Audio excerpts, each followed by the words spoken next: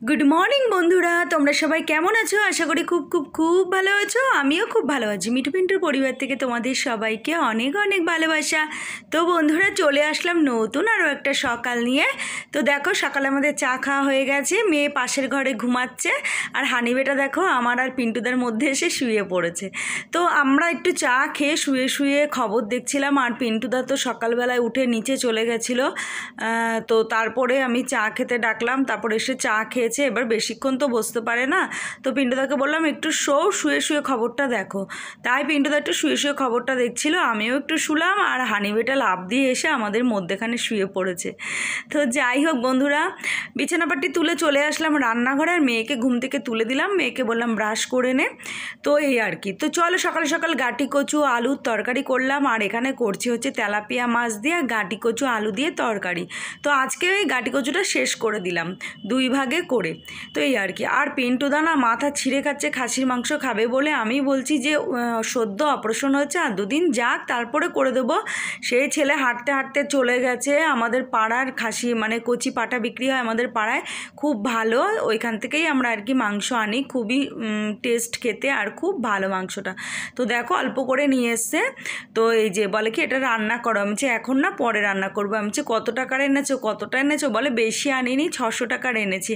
তো এই আর কি। এখন কি করব, খেতে ইচ্ছা করেছে, আর ডাক্তারবাবু বলেছে অত মানে কোনো বাজ বিচার নেই, খেতে পারে। তো আমি একদম হালকা তেল মশলা দিয়ে মাংসটা করব, তবে এবেলা না ওবেলা করব। তো মাংসটা ভালো করে ধুয়ে ম্যারিনেট করে ফ্রিজে রেখে দিয়েছি। আর চলো, এখানে ঢ্যাঁড়স আর আলু ভাজছি, আর ভাজবো হচ্ছে একটু বেগুন। আর বাইরে না খুব বৃষ্টি হচ্ছে, আর পাশে ভাত হয়ে গেছে। তো বেগুন ভাজলে আমার রান্নাটা কমপ্লিট হয়ে যাবে। তো দেখো, এই দেখো মুষলধারে বৃষ্টি হচ্ছে। তো মেয়ে বলছিল মাম্মি খিচুড়ি করো এই ওয়েদার দেখে। তো ভাবলাম যে না থাক, পিন্টুদার অপারেশন হচ্ছে, এখন আর খিচুড়ি খাওয়ার দরকার নেই, আবার গ্যাস অম্বল টম্বল হয় যদি। তো সেই জন্য আর করলাম না। তো চলো, ঢ্যাঁড়স ভাজা হয়ে গেছে, এবার নামিয়ে ফেলবো। আর দেখো, একটা বাসি ডাল ছিল, একটু গরম করে নিলাম ডালটা। আর ভাজবো একটু বেগুন ভাজলে আমার রান্না কমপ্লিট। তারপরে গ্যাস মুছবো, বাসন মাজবো, অনেক কাজ আছে।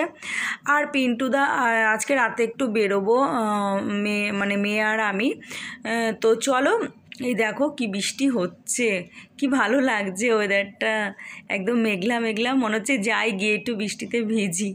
তো চলো, এই যে বেগুন কেটে নিয়েছি, ছোট ছোট বেগুন 4টে করে ফালা দিয়ে নিয়েছি। তো নিয়ে এই যে কাটছি। তো ঢ্যাঁড়স আলু ভাজাটা মেয়ে খাবে, আর বেগুনটা আমি আর পিন্টুদা খাবো, বেগুন ভাজাটা। তো কাঁচা লঙ্কা দিয়ে ঘি দিয়ে বেগুন ভাজা খেতে না খুব ভালো লাগে। তো যাই হোক বন্ধুরা, গুড ইভিনিং।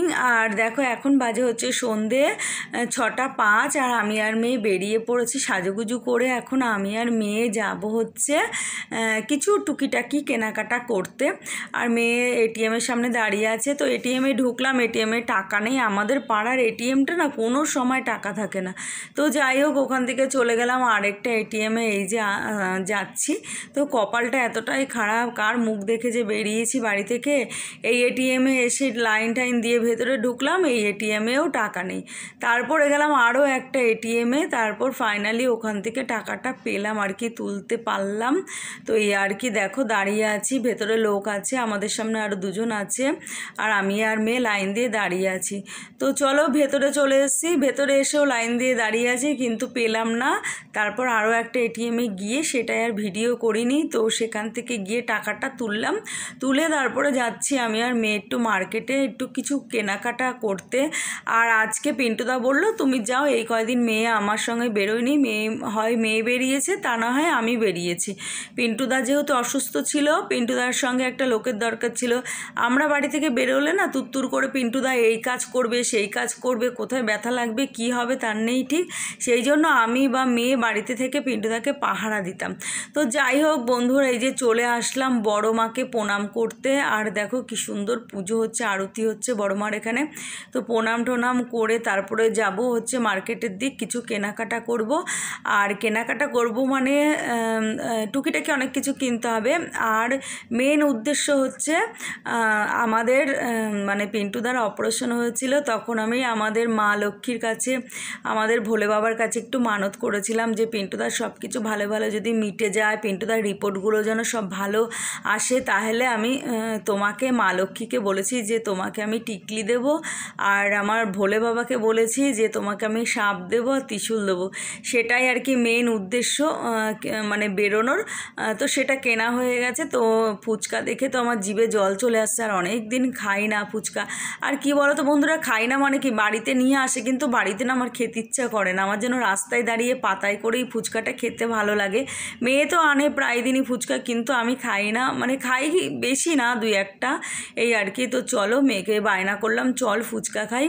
তো দেখো এই যে ফুচকা খাচ্ছি আমি আর মেয়ে, তো খুব ভালো লাগছে, অনেক দিন পর খেলাম, তবে বেশি খাইনি। মেয়েকে বললাম তুই 20 টাকার খা, আমি 10 টাকার খাবো, কেননা রাত হয়ে গেছে তো বেশি খেলে আবার মানে তেঁতুল জলে আবার আমার প্রবলেম করবে, তো সেই জন্য।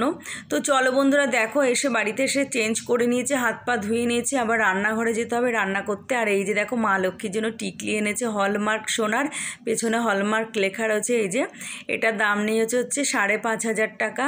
এই যে একদম হলমার্ক সোনা এনেছি। তো খুব সুন্দর টিকলির পেছনের ডান্ডিটা ওই দাদা বলে নিয়েছে যে যেরকমভাবে লাগাবে সেরকমভাবে আর কি সেট করে নেবে ডান্ডিটা, এরকম মানে টিপে টিপে আর কি। তো যাই হোক, এই যে ভোলে বাবা একটা লকেট নিয়েছে, আর পিন্টুদার জন্য একটা চেন নিয়েছি। এই যে পিন্টুদা তো দেখে চিৎকার করছে, বলে আমি পরবো না রূপোর চেন। আমি বলছি কি পরো, বাইরে তো আর সোনার চেন পরা যায় না, দিনকাল ভালো না, রূপোর চেনটা ভোলে বাবার লকেট দিয়ে পরো। আর এই যে একটা সাপ এনেছি আর একটা ত্রিশূল এনেছি। তো যাই হোক, মোট সব মিলিয়ে নিল প্রায় 10,000 11,000 টাকা এই আর কি। আর দেখো এই যে আসার সময় নিয়ে এসেছিলাম ফিশ ফ্রাই। তো পিন্টুদা এখন বাড়িতেই আছে, একটু টিফিন দিয়ে দেবো পিন্টুদাকে, টিফিন দিয়ে তারপরে পিন্টুদা হয়তো খেয়ে একটু আস্তে আস্তে যাবে আমাদের মানে ক্লাবে বা পার্টি অফিসে এই আর কি। কেননা পিন্টুদাকে আমি ধরে রাখতে পারি না, পিন্টুদা একদম ঘরে থাকে না, সে আস্তে আস্তে হেঁটে হেঁটে ঠিক চলে যায় ছেলে। তো কি করব, যাক আস্তে আস্তে সেলাইটা যেহেতু কাটা হয়ে গেছে, তো সেই জন্য আর কি ছেড়ে দিচ্ছি। আমি বলছি তাড়াতাড়ি বাড়ি চলে আসবে আমি রান্না করতে করতেই আর কি। তো চলো, তিনজনে খেয়ে নিয়েছি টিফিন, খেয়ে পিন্টুদা বেরিয়ে গেছে, আর আমি চলে আসলাম রান্নাঘরে পিন্টুদার খাসির মাংস করতে। আর একটু ভাত করতে লাগতো, পাশে ভাত বসিয়ে দিয়েছি। আর দেখো আলু ভেজে নিয়েছি, একদম হালকা মানে তেল মশলা দিয়েই করব, খুব বেশি তেল মশলা দেবো না, কেননা সদ্য অপারেশন হচ্ছে পিন্টুদার, এখন একটু হালকা পাতলাই খেতে হবে। তো দেখো এই যে কষাচ্ছি খাসির মাংস। তো এত লোভ লাগছে পিন্টুদার খাসির মাংস খাওয়ার জন্য, এটা আমারও হয়েছিল। আমারও তো 4 বছর আগে অপারেশন হয়েছিল, তখন আমি বাড়িতে এসে পিন্টুদাকে পাগল করে দিচ্ছিলাম এরকম খাসির মাংস খাওয়ার জন্য। মনে হতো কি কতদিন খাই না আমি, সত্যি এই সময়টা একটু এরকম লাগে। খেতে পারে না কিন্তু রান্না করে গালের কাছে, তবু দেবো হয়তো 1 পিস খাবে এইরকম। তো চলো বন্ধুরা, আমার রান্না হয়ে গেছে। এই যে আলুও দিয়ে দিয়েছিলাম এর মধ্যে, আলুটা বেছে আলাদা তুলে রাখলাম, কেননা আলুটা ঝোলের মধ্যে রেখে দিলে না খাসির মাংসের টেস্টটা নষ্ট হয়ে যায় আলুর জন্য। আর ওদিকে একটু মেয়ে বায়না করছে আলু দাও, সেই জন্য আর একটা গোটা পেঁয়াজ দিয়ে দিয়েছি। তো দেখো এই যে আমি খাবো গোটা পেঁয়াজ, আর দেখো একদম তেল কম দিয়েছি, তো একদমই এতে মশলাও কম। তো যাই হোক, একটু কষা কষা করলাম, মানে ঝোলটা ভাল লাগে না সেই জন্য। আর এই যে আলুটা আলাদা তুলে বাটিতে রেখেছি, তো এই দুটো এখন ঢেকে রাখবো, ঢেকে গ্যাস ট্যাস মুছবো এই আর কি, অনেক কাজ আছে। চলো বন্ধুরা, আজকের মতো ভিডিওটা এখানে শেষ করলাম, টাটা, গুড নাইট।